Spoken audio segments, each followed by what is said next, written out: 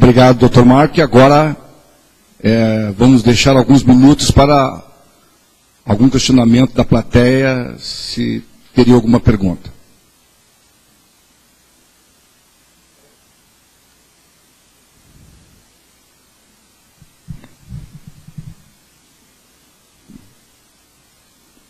Enquanto estão pensando, eu teria uma pergunta para o doutor Marco.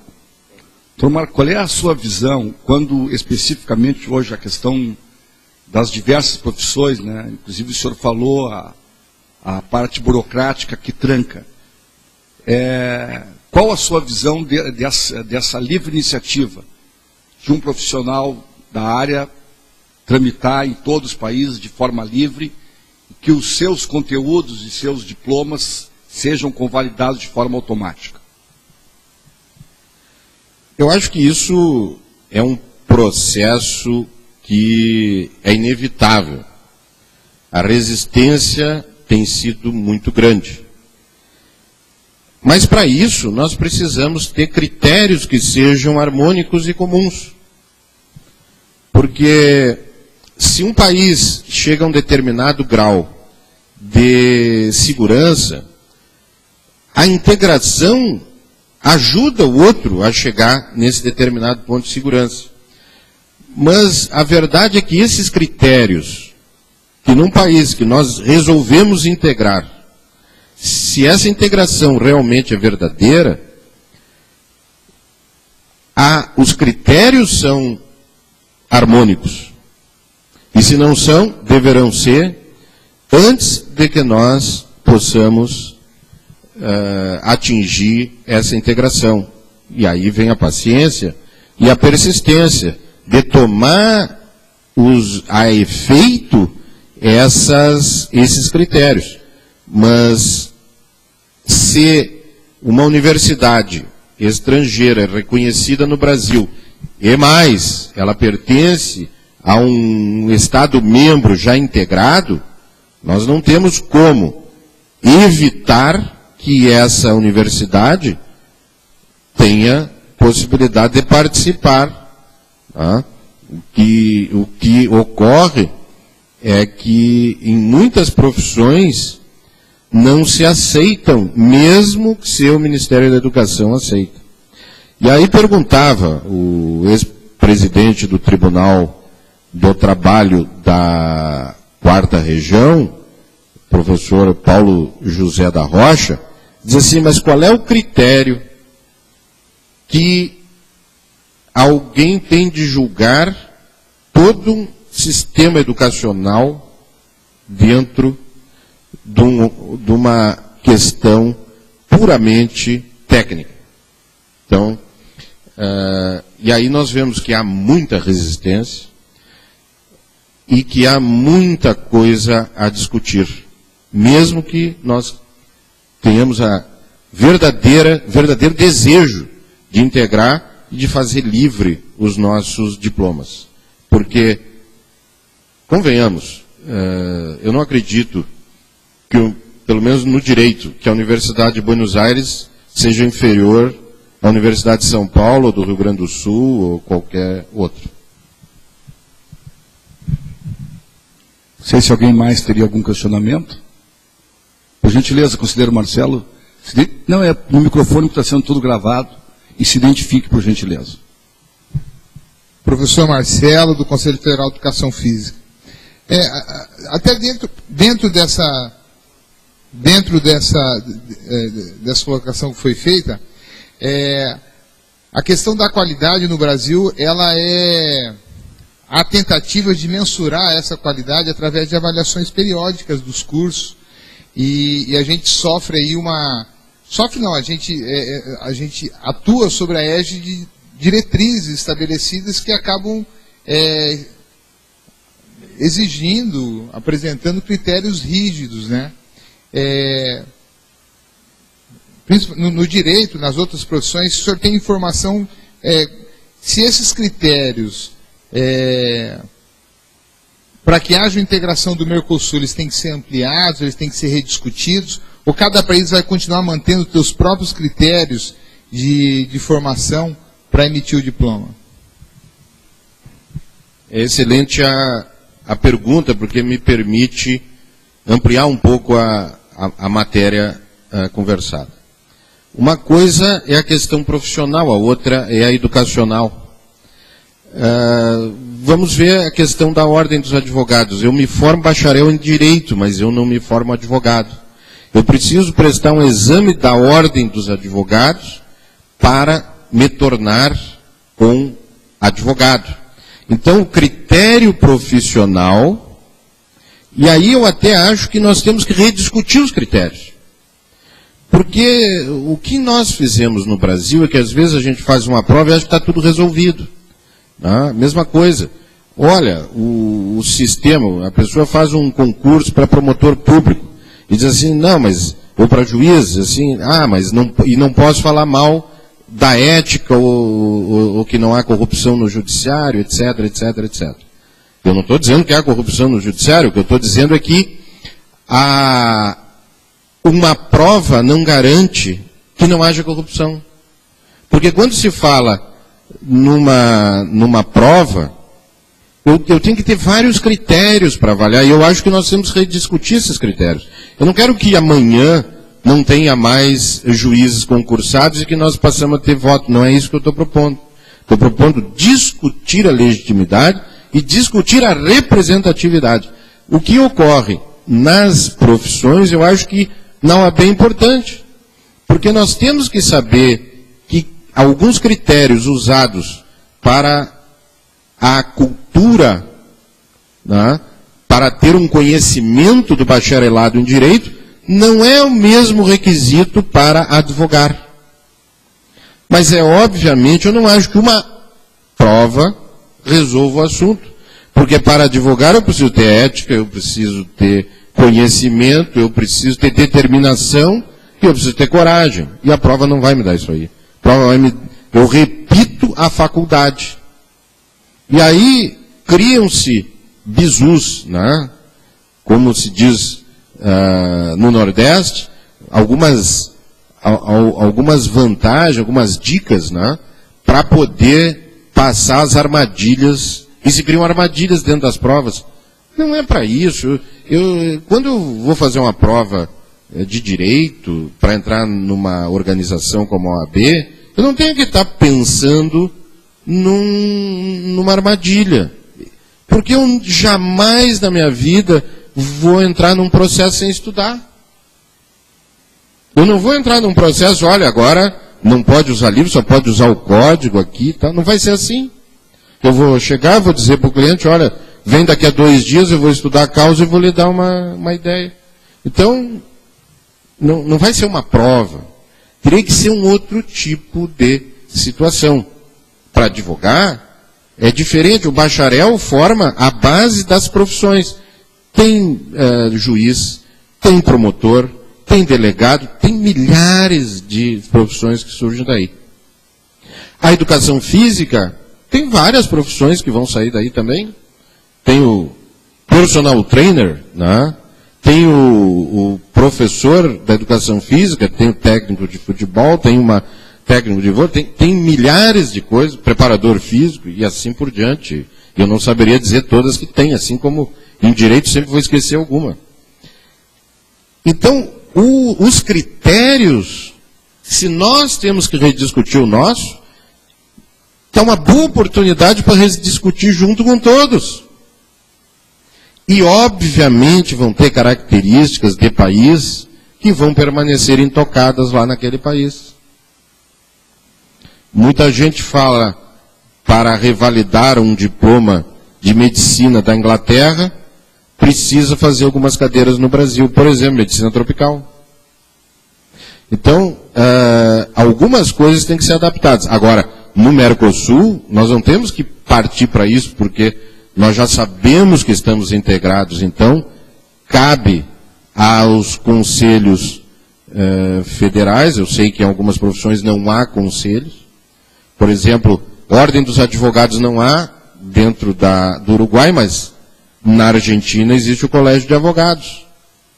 Então, dentro desse ponto, eu acho que está na hora de discutir com muita tranquilidade, serenidade e aceitação, e com o objetivo de todos ganharem.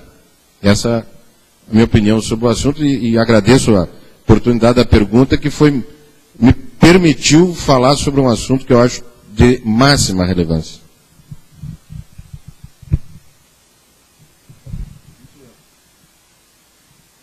Solicitamos sempre que se identifique da onde. Vou deixar mais duas perguntas, que depois nós temos mais ainda um outro painel. Boa noite, meu nome é Márcia, eu pertenço ao CREP do Paraná. Era do meu interesse este fórum, porque eu moro entre Cascavel e Foz do Iguaçu. E já tive interesse em estar ministrando aulas aqui na Faculdade de Cidade de Leste. E não pude ir porque, se existe essa integração, existe também uma validação de título que custa na faixa de $1.000. E eu não achei justo.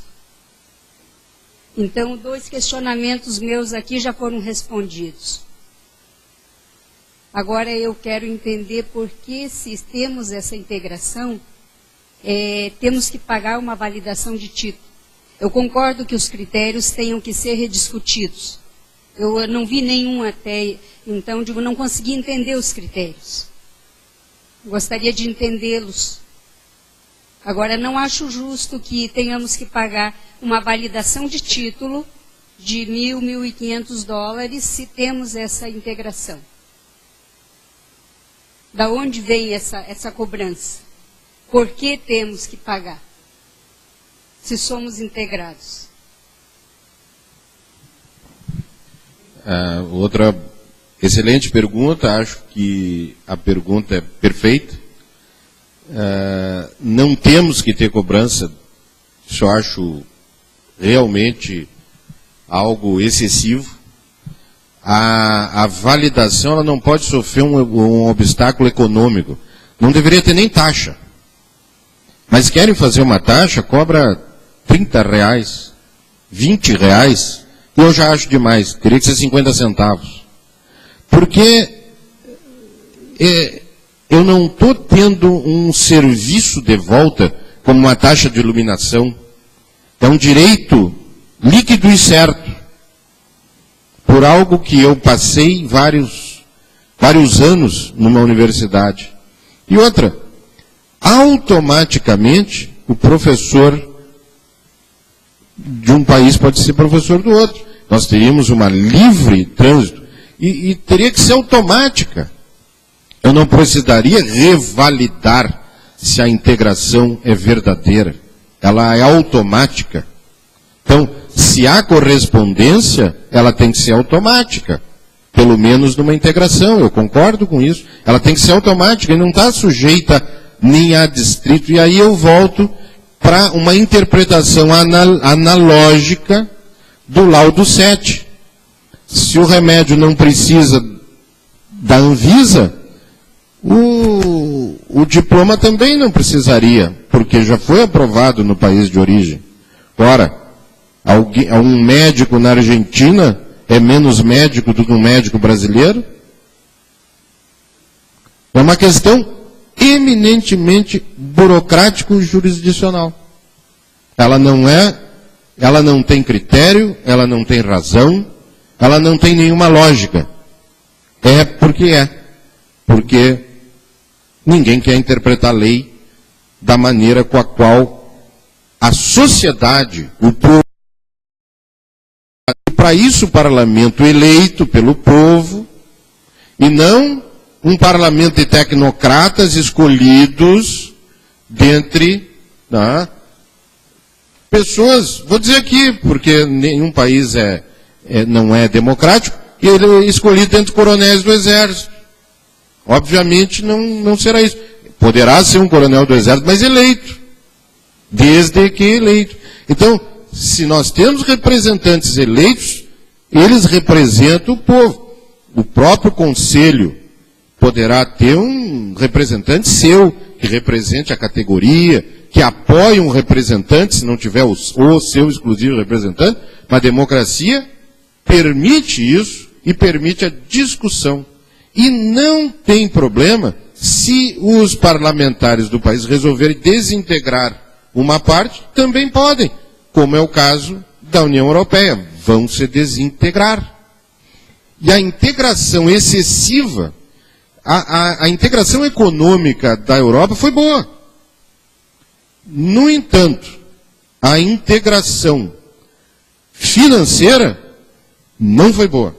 Por quê? Ela não representava os interesses, foi uma má escolha, porque não estava representando verdadeiramente os interesses de cada Estado membro. Se durante todos esses países houve uma integração e só a Alemanha saiu ganhando, a integração realmente não foi boa. Realmente não foi boa. Então, uma integração que o Brasil sai ganhando não é uma boa integração. Porque o Brasil tem que ganhar e os outros têm que ganhar. E o Brasil tem que estar preparado para pessoas virem ao Brasil. Tem que estar preparado. Porque é uma economia que está crescendo. Ora, quando a gente tem uma economia boa, tem que se preparar para o bom e o ruim. Agora, é óbvio que outros profissionais de outras culturas e de outros países, e dos países integrados vindo para o Brasil e nós indo para lá, vai ser excelente para o país. Por que os Estados Unidos cresceu? Porque teve uma imigração muito importante. O que aconteceu com os Estados Unidos quando se fechou? Sofreu muito. E está sofrendo hoje. E a Europa quis fazer uma cortina de ferro e não deu certo. Porque o Brasil começou a negociar com a Índia, com a China, com a África, com a Tailândia, com o Japão e, infelizmente, os europeus ficaram isolados. Nenhum isolacionismo funciona. Nenhum. O que funciona é a integração. Porque amplia horizontes, amplia tudo. E a diferença fundamental entre o Mercosul, os objetivos do Mercosul e os objetivos da Europa, é que a Europa tem um objetivo de fechamento, criando um muro para não sair e outro para não entrar. Enquanto que nós temos a tarefa de integrar, mas integrar inclusive o Mercosul com a Europa também. E aí eu cito o Dr. Rosinha, um deputado extremamente relevante aqui no estado do Paraná, que disse que quando foram fazer aquela negociação, há bastante tempo atrás, do Mercosul com a Comunidade Europeia, eles tratavam o Brasil e o Mercosul com desprezo. E hoje precisam de nós. E aí ele disse que teve que dizer algumas coisas, mas que diferença, hein? Então, nós vemos que hoje nós temos uma situação bem mais confortável, mas também não podemos nos prevalecer dessa situação em relação aos europeus. Obrigado. Boa tarde, o meu nome é Carla, eu vivo em Portugal, sou da Faculdade de Desporto, da Universidade do Porto, embora resida no Brasil há cerca de 15 anos, sou colega ali do professor Carlos. Eu gostava de falar da integração e gostava só de esclarecer assim, uma visão muito parecida com a sua, mas que mostra algumas diferenças entre o Mercosul e a União Europeia. A grande diferença é que a União Europeia é uma união de um número muito maior de Estados do que o Mercosul. E existe dois pontos essenciais, a divergência cultural e linguística. E isso parece que não pesou muito.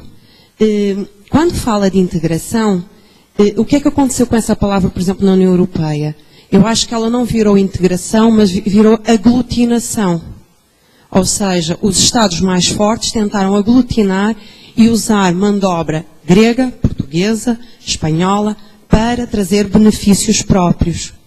E essa integração que leva à aglutinação levou a um grande problema que a Europa vive neste momento. Não é a crise financeira, não, Sr. Professor. Sabe qual é? É a crise educacional. Tratado de Bolonha. O Tratado de Bolonha criou um sistema único na Europa toda para formar profissionais de educação física. E para nivelar não nivelou por cima, nivelou por baixo. Os piores foram os que renderam. São os cursos que valem. É 3 anos de formação. Nós tínhamos 5 anos de formação na minha faculdade e tínhamos institutos superiores de educação física, que são institutos que só davam para bacharelato, chamando a atenção que licenciatura e bacharelato não têm a mesma conotação que no Brasil. Licenciados são pessoas que são formadas para trabalhar em academia e educação física e têm 5 anos de formação com um estágio integrado de 1 ano. E bacharelato é o único profissional que pode trabalhar nas escolas e só tem 3 anos de formação. Essa é a diferença. E o nivelamento em Portugal e na Europa foi feito por baixo. A formação passou a ser toda de 3 anos. Então, os alunos que nós temos hoje, entrar com 17 anos, 18, 19, 20 anos, são profissionais. Estão no mercado de trabalho e ainda são crianças. O que é que eles fazem? Os governos não têm emprego e dizem assim, agora vocês vão pagar o triplo das propinas e vão fazer 2 anos de mestrado, sendo que vocês só têm aulas ao fim de semana. Bacana, né? Porque o meu custo diminuiu para 0, vocês bancam o vosso estudo e eu não tenho que arranjar emprego para vocês. Maravilha! Passados esses 2 anos, o que acontece a esses jovens? Continuam no desemprego ou então vão para a caixa de supermercado. E se tiverem muita sorte. Então, essa integração, eu acho que deve ser tida com muita atenção. Porque se é uma integração que leva a uma unificação dos currículos, vai-se destruir a beleza do Mercosul. Que é a diversidade cultural, a diversidade linguística, a diversidade de pensar diferente. Quem diz que a USP, que é considerada, segundo os critérios da CAPES, né, uma das melhores em formação de doutorado na nossa área, que é a educação física, ela é efetivamente a melhor a formar investigadores. Isso é segundo os critérios da CAPES. E se forem outros critérios, será que ela vai ser a melhor? E porquê é que ela torna-se melhor, por exemplo, do que a UNB, o FRJ, a UERJ, a UF, Juiz de Fora? Né? Isso tem que ser avaliado. E nós temos que ter cuidado, principalmente os professores de educação física que estão no ensino superior, para quando houver essa integração, fazerem uma luta por uma integração em que se sentem todos à mesa numa posição igualitária e não com, como disse muito bem, né, numa posição de superioridade. Né? Os portugueses sempre se agacharam porque os alemães ditavam, Merkel dizia, a gente dizia, mãe, troca está mandando, a gente faz. Né? Nem o Brasil deve usar esse poder de ser uma nação gigante perante os outros, e nós sabemos que esse é um risco. E nem os outros se devem amiscanhar, porque quem diz que o Uruguai com 3 milhões tem menos poder que o Brasil com 200 milhões? Não é o número que faz a qualidade. Isso todos os profissionais sabem. Então, professor, eu convido na sua área de direito a falar de uma integração alertando todos os profissionais da educação o quanto é importante pensarmos de forma diferente, sermos diferentes e respeitar essa diferença. E eu vou dar assim, vou ter que reconhecer, vocês são muito melhores do que a Europa nesse aspecto. Vocês têm um coração mais aberto, vocês são muito mais espontâneos, vocês não têm quesitos de garfo à direita, faca à esquerda e vice-versa. Vocês têm uma forma de conviver, de falar, que vos permite dizer abertamente, olha, eu não acho que se calhar essa disciplina que você está a introduzir está já a ser bem lecionada. Olha, eu estou a fazer desta maneira, o que é que você acha? Vocês não fazem isso. Olha, eu estou a fazer assim. O que é que tu achas disto? E eu gostei, se calhar essa sugestão é interessante. Ninguém impõe nada a ninguém. Aproveitem a integração nesse sentido. Era essa contribuição. Obrigada. Muito obrigado, professora. Eu concordo em gênero e número com a sua consideração. Por isso me manifesto justamente nessa questão de diferenças e também a proporcionalidade atenuada. Porque não é apenas o voto do número de pessoas, mas sim da soberania e autonomia do país. E aí nós temos Uruguai com um pouco menos de representantes, mas não com a proporcionalidade absoluta, mas sim uma proporcionalidade atenuada. E aqui eu gostaria de citar uma máxima que se fala que um sábio é aquele que sabe, que distingue a diferença entre coisas muito iguais e que sabe a semelhança nas coisas bem diferentes. Então, justamente essa questão, porque todo nivelamento é por baixo. Nós já passamos isso aqui no Brasil, onde tinham os institutos Previdência, se nivelou por baixo. A saúde no Brasil se nivelou por baixo. E agora, para voltar a um sistema adequado de saúde, nós estamos sofrendo muito. Então, essa tem que ser a integração, o respeito. E respeito é dar dignidade. Se não respeitarmos, não somos dignos. Se formos respeitados, também somos dignos. Respeitar, ser respeitado e ter uma integridade de caráter.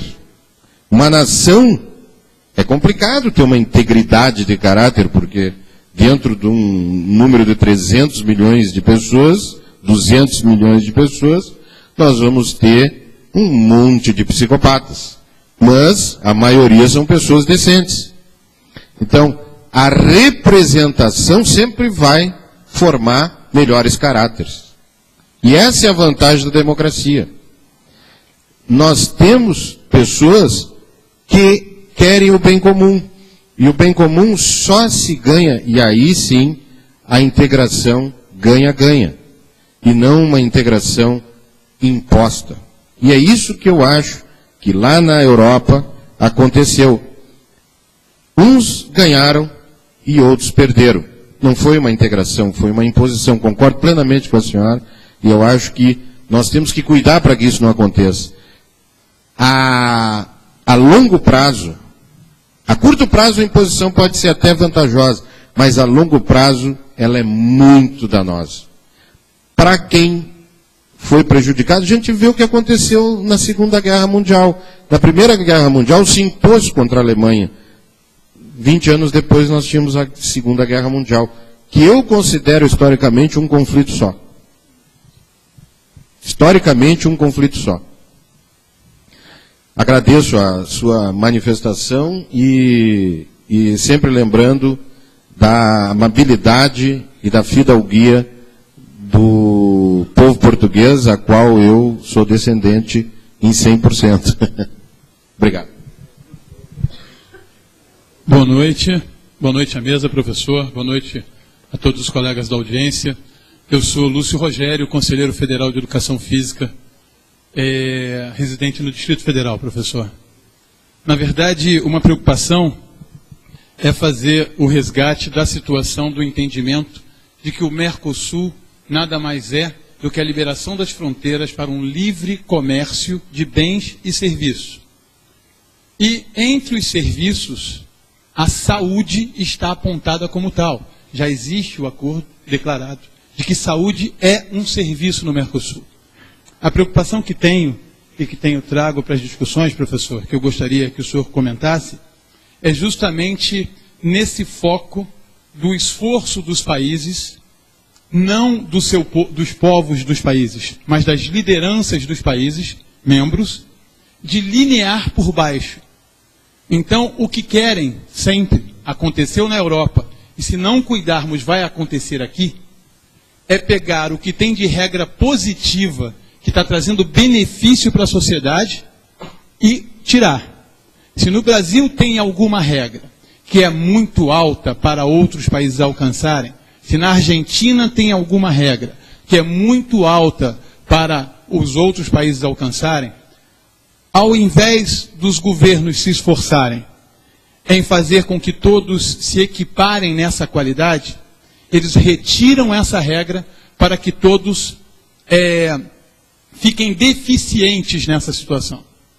Esse é um risco, e aí trazendo para a educação física, professor, que nós, profissionais da área de saúde, não podemos correr.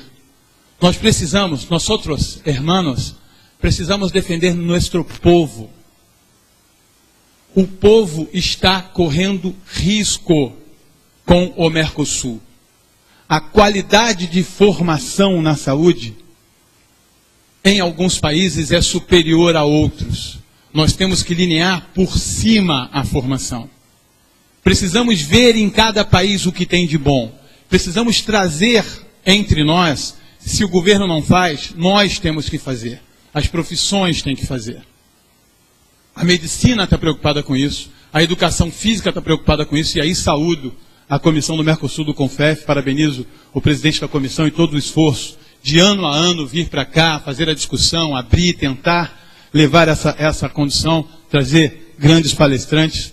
Mas, para fechar, professor, é extremamente perigoso o entendimento, especialmente se considerar a saúde como um serviço, de que pode linear por baixo. É como dizer que o caos na saúde do Brasil tem que ser implantado nos países em que tem um atendimento público de saúde melhor. Por outro lado, o Sistema Único de Saúde que o Brasil implanta, com todos os nossos problemas, o Sistema Único de Saúde é um exemplo mundial de uma boa ideia de oferta de serviço. Se não estamos tendo competência de fazer funcionar, é outra história. Mas o Sistema Único de Saúde existente no Brasil é uma excelente ideia de atendimento. E nos municípios e estados que têm uma seriedade da sua aplicação, ele tem funcionado extremamente bem. O Mercosul não quer implantar um Sistema Único de Saúde em todos os países membros. O Mercosul não quer fazer uma linha de formação. Medicina vai ter uma carga mínima, um tempo mínimo, em todos os países. Só se atingirmos essa igualdade é que nós vamos poder ter o livre trabalho do profissional de educação física que vai sair do Chile, vai vir à Argentina e vai poder trabalhar como profissional de educação física. Se na Argentina tiver alguma regra de registro profissional para que esse profissional possa atuar, essa mesma regra tem que ter no Chile e tem que ter no Brasil, pela isonomia. O tratado prevê isonomia de atendimento.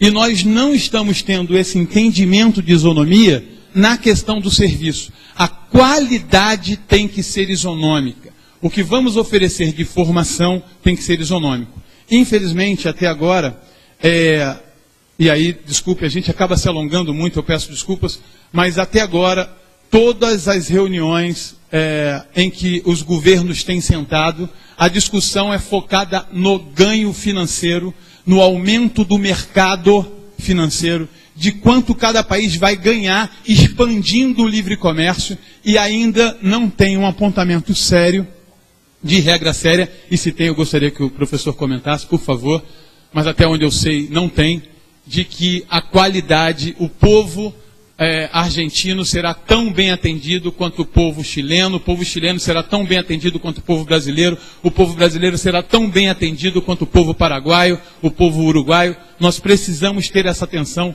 em toda a oferta de serviços, e aí tem sim a ver com uma formação linear, com uma qualidade de formação e dessa oferta, e as regras de cada país. Por exemplo, a Ordem dos Advogados do Brasil vai liberar os advogados formados na Argentina para trabalhar aqui sem registro profissional ou sem fazer o exame da ordem? Eu gostaria que o senhor tentasse comentar. Obrigado.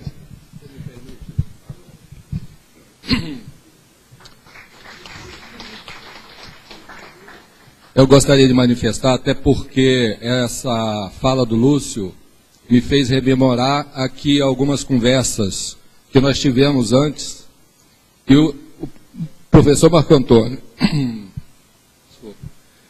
me fez a seguinte pergunta: por que o CONFEF quer a integração? Ele quer a integração.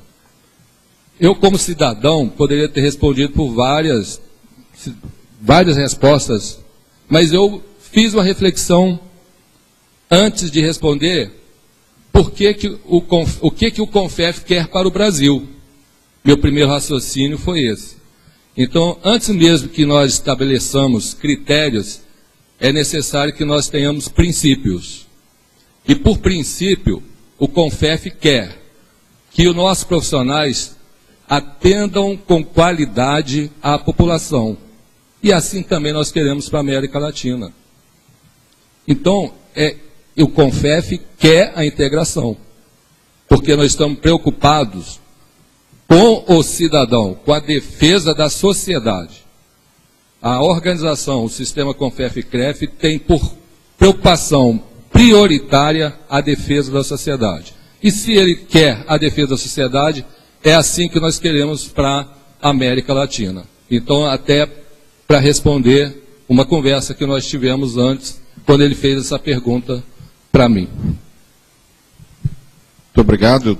Estou muito feliz com essa nossa conversa, porque isso é o Mercosul. O Mercosul precisa ser discutido. E o professor acabou de nos dizer até o motivo pelo qual os governos, porque está muito vinculado a técnicos de governo negociando, quando o povo tem que negociar, e o povo sabe mais.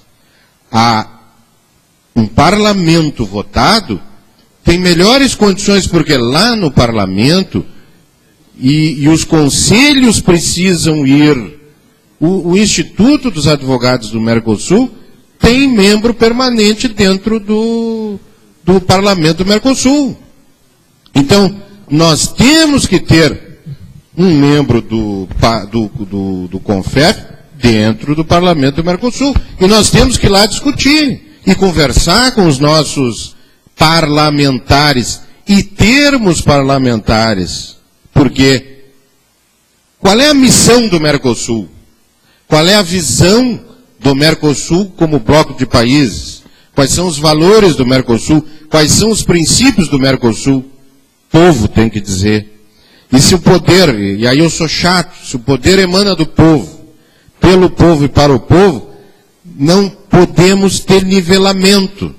Temos que ter harmonização para poder respeitar e aceitar. Né? O amor é aceitação. Né?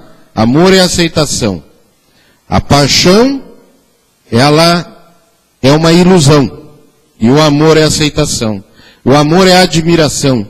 Então, se eu quero me integrar com outro país, eu admiro, o Brasil admira a Argentina, isso é inegável. Todo jogo de futebol se gosta dos argentinos, não do Brasil. Queremos ganhar porque nós achamos os argentinos maravilhosos no futebol e em outras coisas. Se o brasileiro quer se integrar e admira o Paraguai, a Argentina, o Uruguai e vice-versa, nós aceitamos a eles e gostamos do que vemos. E vamos nos harmonizar, não vamos nivelar. Dizer assim, agora, né, a Grécia vai ser aquilo que nós queremos. E aí eu vou fazer como os Estados Unidos com os aliados.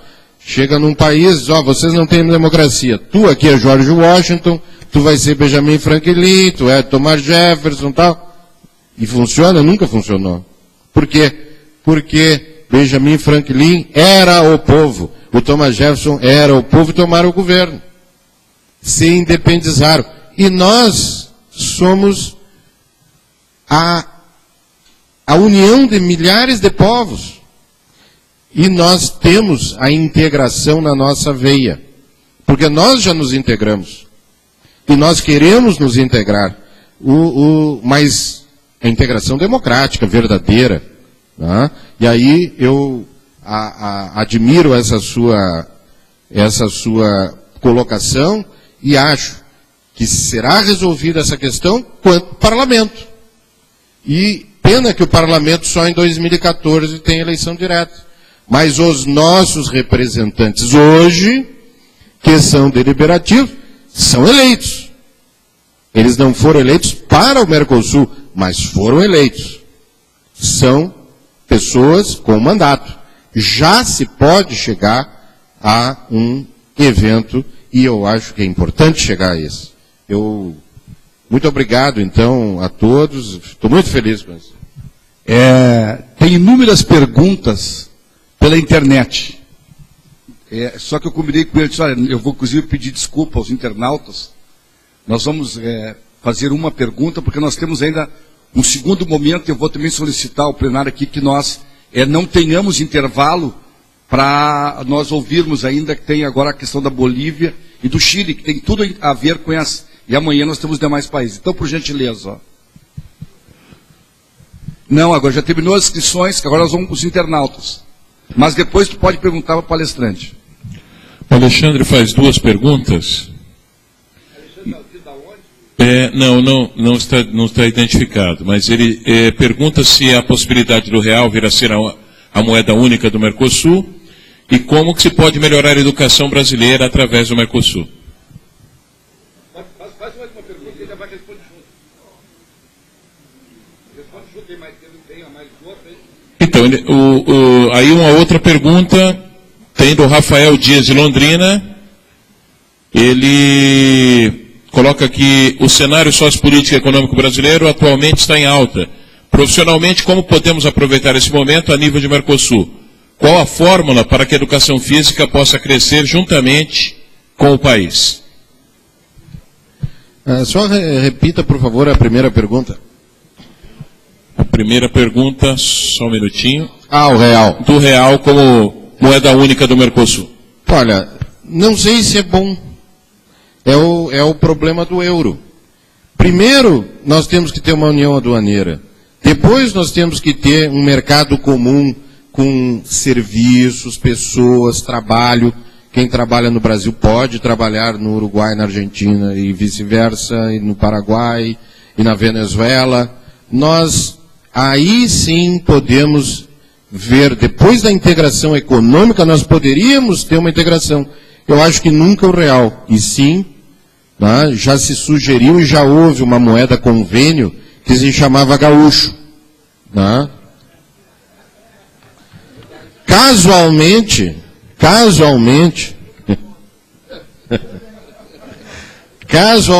né?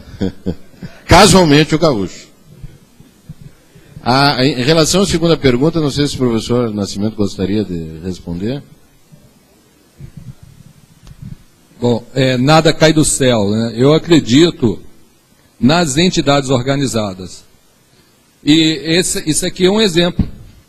Aqui um exemplo. É que nós façamos a educação física crescer. Nós estamos preocupados com o Mercosul exatamente por isso. Para que não seja somente um fator econômico, mas que seja efetivamente a integração do povo, as profissões. Nós estamos preocupados sim com as profissões, de não nivelar por baixo, que a sociedade seja atendida com qualidade.